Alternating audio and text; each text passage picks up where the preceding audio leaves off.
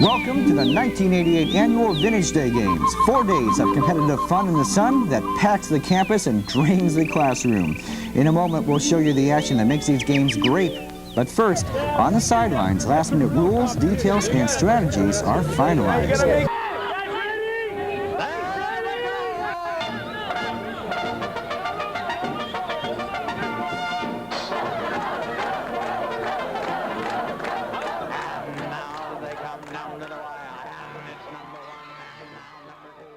This is a community event. I think that's the best part because you got people, old people coming, new people coming, and I don't mean age. I mean old students, new students, never students. Everybody comes out to this thing. You got different parts going around. You got all that kind of carnival vibes, and you got the concert vibes, and you got the craft fair vibes, and you got the kids zone vibes. So it's just like a big mix of a million events you probably go to anyway. We love Vintage Days, and we always try to make it here at least once every year. You know, we were here 40 years ago. Okay, so, you know, we've already accumulated lots of stuff, so there's not a whole lot of little things that we want to buy anymore. Okay, so now it's more about food, all right? Yeah, it's more about that. I volunteered with my fraternity for Vintage Days last year. The difference between this year and last year, I feel like it's a lot more live, a lot more people are here, so I'm really excited for the turnout, and it's going to be a great weekend. Fresno State's like very diverse, and we have, you know, lots of different people, different interests, different backgrounds, and Vintage Days to me is like a melting pot for everyone. There's something for everyone to do. There's every type of person at Vintage Days. So it's really like, to me, like it's about creating like a community or like this sense of like belonging. And even more so for me, because being on the student committee, I really felt like, you know, like I said, they were my friends, like it was my first friend group. So to me, like that's what Vintage Days means.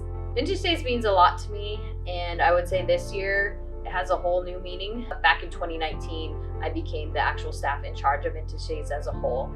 It's a lot of pressure, but it's a lot of fun working with the students and, you know, really getting to help them develop as leaders. There used to be basically competitions, and that's why it really got started. They wanted something in the spring where clubs and groups were coming together, having just fun competitions to get together, create some of that campus camaraderie and spirit. And so some of those was like a frog jump I've seen photos and video of. I saw this huge ball that they were like pushing. I have no idea what they were doing, but they were pushing it around. I don't even know where you find a huge ball like that.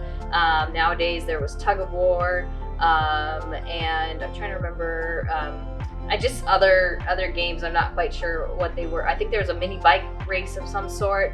So, you know, a lot of those things used to happen. I know there was air guitar. And so every time I talk to an alum, they pretty much bring up air guitar and how fun it was, how exciting it was. I've seen some great videos. And so those are kind of the things that I know about. Unfortunately, I don't know too much. And so that's why I was excited about the 50th this year, where we can try to learn a little bit more about our history. In 2020, it was, I think, middle of March, when everything shut down. So we were about 4 weeks away for Vintage Days to happen. So I had a student committee that had pretty much planned for everything to, you know, be on site and in person. And so a few students stayed on, and we decided to go virtual. There's another vital way of why students are important. We were able to utilize social media and our website so that we could really still host some sort of event. It was important for us to keep the tradition going, and they had worked so hard. So it was trying to figure out, okay, how can we pivot? What can we do? And obviously, like, doing something virtual, not as exciting, but like it's important that the students still go out and, you know, show the community their hard work.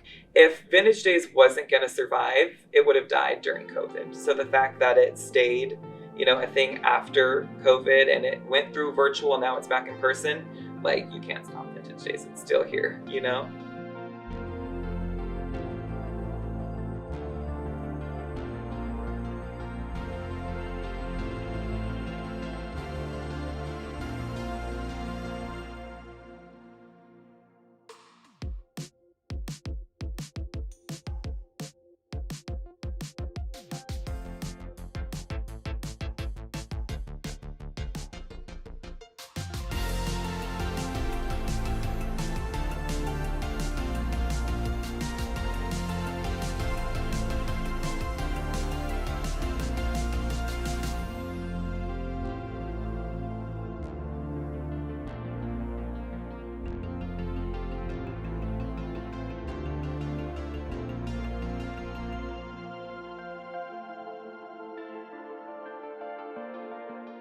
Many years from now, I hope that this tradition is still going, and I hope that they continue to bring new things to it, whatever that would be in the future. I would just like to say thank you to all those that have been a part of it for 50 years.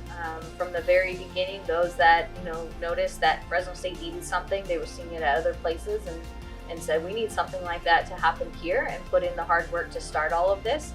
And then for those that have just worked on it for over the years, whether they're still in student involvement or not, whether they're retired, just they put in a lot of work over the years to continue the tradition, to make it what it is, and continue with the student pieces. Thank you to all the students that have been a part of it for so many years.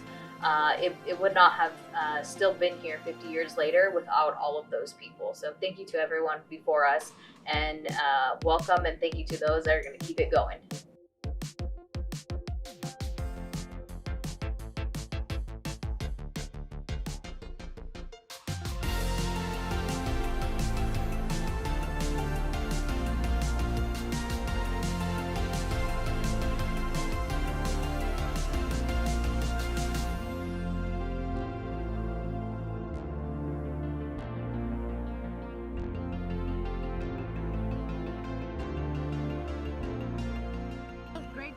Yeah, just a great day. Come on out, check it out. Yeah, it's a lot of fun.